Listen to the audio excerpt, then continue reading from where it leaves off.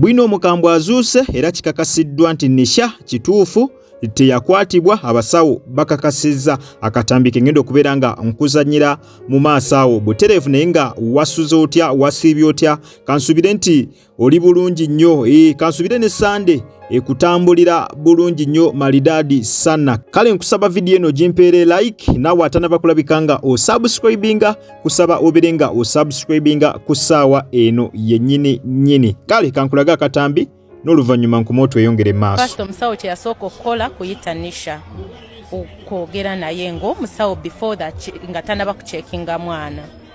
N'abuuza Nisha, twatuula awo twalinze IO mama Nisha Hajjati ne Nisha.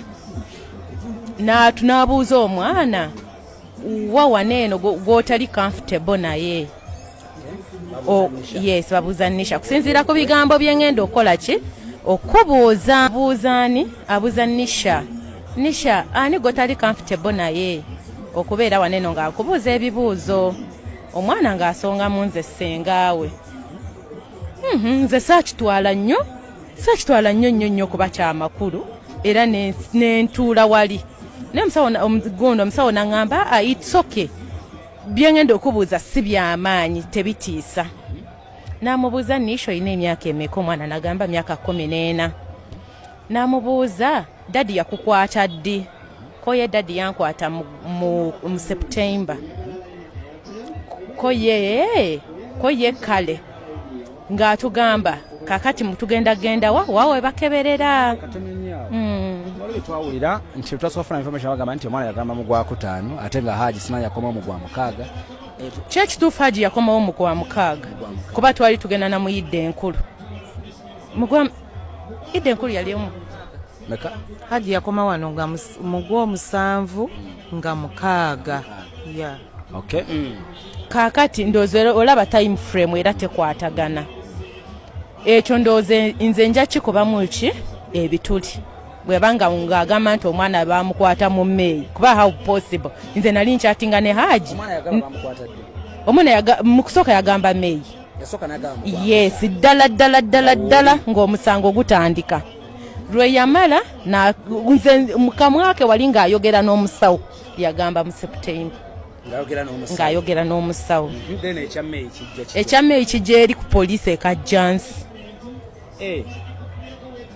Mugenda mudwalire yagamba omugwa 9. Mudwalire omusawo. Ku poliisi ne mudwalire mwasooka wa? Twasooka ku poliisi. Ku poliisi yagambira yayogera gwa 5. Gwa 5. Ekigambo ekyasooka okuva mu mwana. Gwali gwa 5. Ekigambo ekyasooka okumuvaamu. Yes. Muli ku poliisi. Waliwo yayogera ku bo nti Haji teyali mukono nga mukyali ku poliisi. Twakyogera. Mukyali ku poliisi. Ne Haji n'aleeta ne documents ze. Ku poliisi awo. Ku poliisi kwennyini ekajjansi Haji n'aleeta ne documents ze, n'aleeta ne gundi ze nnyini ze yasayininga ng'akyali e Sudaani. Ku poliisi Ku poliisi ekajjansi. Tambula. Kati omwana bamutwala mu kasenge bambi gye bakeberera. Era still doctor abuuza ekibuuzo kye kimu. Nisha, ani gw'otali comfortable naye waneeno? Era omwana asonga mwani musenga. Nfuluma akasenge ntuula ku kabenchi wabweru. Omusawo yennyini addamu ampita. Aŋŋamba asenga komawo. Bino ebintu si byanzikiza. Kye kyakuleesa okole ki? Obirabe. Konze fine. Nga bakubanjala bulungi omwana nga bamukebera. Omusawo ng'agamba omwana talina injuries. Tusooke tujjewo ekya rape. Kuba eno si rape. Talina injuries nange nga nkiraba nti mwana yakyogera wali eri ng'asonga nawo. Talina injuries, talina bizigundi. Bruises kyenyinza okukozesa mu lulimi oluzungu. Bruises. Tali red nti oba nti muntu okitegeera? Rape omusawo n'asooka akijjawo. Agenda Nsambya lino eddwaliro ly'abasirikale. Yes, ery'abasirikale. Kati good enough omusawo twamusanga yalina omusawo musajja. N'atwaniriza bulungi. Yes, buterevu omukyala gwe muva okulaba mu katambi ako akakavaako ye mukyala y'omu ku baganda ba Hajji Muizera saawa eno ali ekigo mukomera ku nsonga za Nisha ezigambibwa nti yamukabasanya. Ebigambo byemuva okuwulira byavudde mu interview omukulu MC Meya gye yamukozeeko. MC Meya nga bwe mumanyi ayeewo nnyo omubiri mu nsonga zino eza Hajji. Ekyamazima abeereddewo nnyo Hajji. Kakati nno omukyala nga bw'omuwulidde nsonga z'abasawo. Abasawo agambye nti abasawo tests baazikola dda, omwana oyo baamukebera dda era ne bakonfaminga nti omwana kituufu akozesebwa oba baamukozesa naye ekya rape kiveewo. Jjukira mu kusookera ddala Hajjati nga yakajja mawulire yakakasa nti omwana ono yakwatibwa mbu simanya ne nabaana neevaayo, simanya yenna ayina amabwa wansi eyo, simanya biki bingi bye yayogera awo. Naye omukyalo oyo okusinziira ku byayogedde nti ng'omwana oyo nti nga kyakazuulibwa nti ddala omwana waliwo ensonga ezigambibwa nti baamukabasanya, baamutwala mu ddwaliro nga ne bassenga be abo ng'oyo omu gw'ova okulaba mu kavidiyo nga naye waali.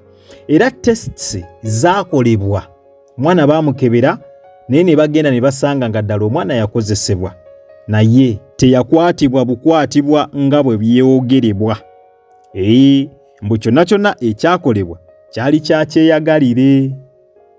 Byakolebwa byonna naye nti n'omwana yennyini yali akoze eki, yali agadde tebaakaka mukake okusinziira ku muganda wa Hajji Ali Muizera nga bw'omuwulidde ayogera. Testi ezaakolebwa omwana teyakola ki? Teyakwatibwa bukwatibwa. Kati nno kino kituzaayo kemabega nti omwana alina boyfriend. Omwana alina boyfriend watya nga tests ze baakola results ezaavaayo za boyfriend nti bebaali bakola ki? Bebaali bagezaako kwasaganya ensonga zino. Nga bwe mumanyi boyfriend ne girlfriend kiba kiggwanga. Wabanga omwana ddala teyakwatibwa nga byali bya mirembe, watya ng'omwana yali atera okwegatta ne boyfriend we nga zino results ezaafuluma era zaafulumira kusinziira ku boyfriend na girlfriend bye bakola. Kuba bwabanga ddala bagamba tebaamukaka tebaamukwata ng'omwana alina ne boyfriend, definitely ekyo kiba kikola ki? Kiba kyeraga lwatu, kiba kyeraga kyokka na kyokka. Naye nga z'ensonga eziva sayidi zeeyo. Yakoze interview eyo ye mukulu MC Meya. Ekyamazima MC Meya abeereddewo nnyo Hajji, ayeewo nnyo omubiri mu nsonga zino eza Hajji Ali. Okitegeera mu kaseera ng'abamu batandise ozivaamu ng'abamu batandise okwogera kino na kiri, ye MC Meya omubiri aguyiyeewo ekyamazima ddala ddala. Ate ng'alabika ali kwalaali, si byakusasulwa ng'abasinga bwe bagamba. Yandibanga kyakola kyonna ayimiridde ku mazima. Mu nsi muno mulimu abantu abayimirira ku mazima, mulimu abantu ababeererawo abantu, abayiirawo abantu omubiri nga ne bwe kiba ki omuntu ajja kubeererawo abantu gye bali ng'omuntu atambulira ku mazima ng'agamba anze obulimba sijja genda nabwo kanyimiriro naali ku ki? Ali ku mazima.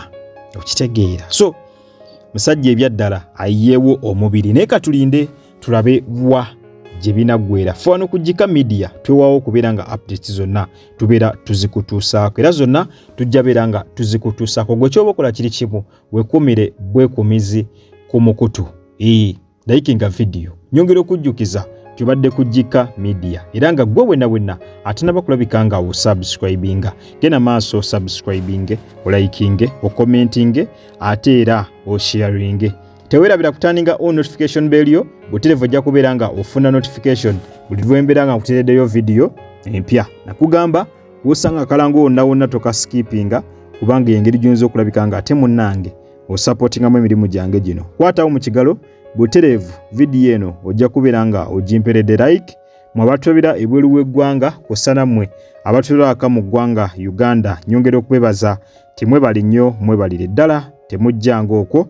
Omukama abampeera ekyo kyennyini kye musingira ddala okwagala. Kale munzikirize mberekereze akuume atakumira mpeera.